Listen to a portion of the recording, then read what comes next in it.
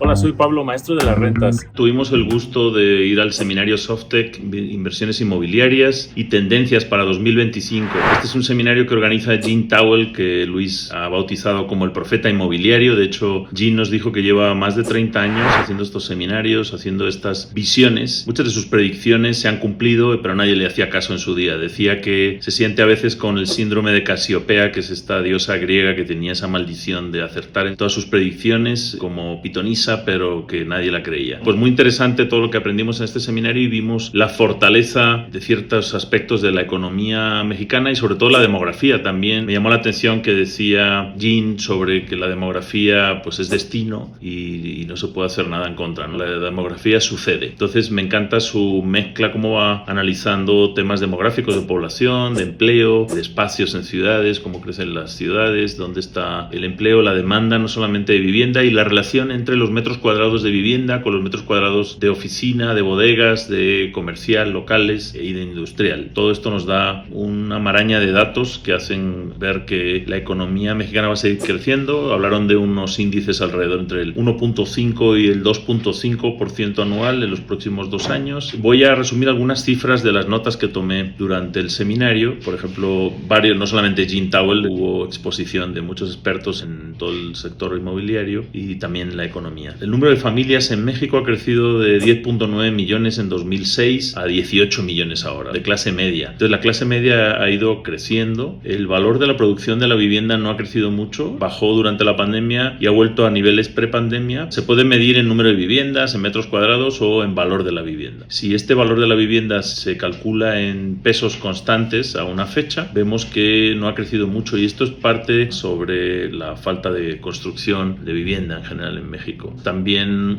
nos comentaron muchísimas tendencias sobre cómo ha crecido la cartera hipotecaria. En México se ha ido expandiendo y no solamente a través de los programas públicos de Infonavit, Foviste, sino que también la banca comercial ha crecido un 39% en los últimos 10 años en cuanto a volumen de cartera otorgada y todavía nos decía Gene hay una capacidad muy grande para que siga creciendo las hipotecas en México, sobre todo a través de hipotecas de liquidez que no se han usado mucho y otros tipos de hipotecas, no solamente para adquirir tu primera vivienda, que es el principal destino que se otorga en México, sino para mudarte, ¿no? Y decía Gene que no hay políticas suficientes que propicien que la gente se mude más de casa, incluso con casa propia, y también utilice las hipotecas para facilitar esa mudanza, pero también para facilitar que puedas sacar parte del equity, de ese capital que ya tienes atrapado en una propiedad que se ha revaluado y eso te permita comprar una en el siguiente escalón. Y Gene nos hablaba de esa escalera de construcción de capital y de patrimonio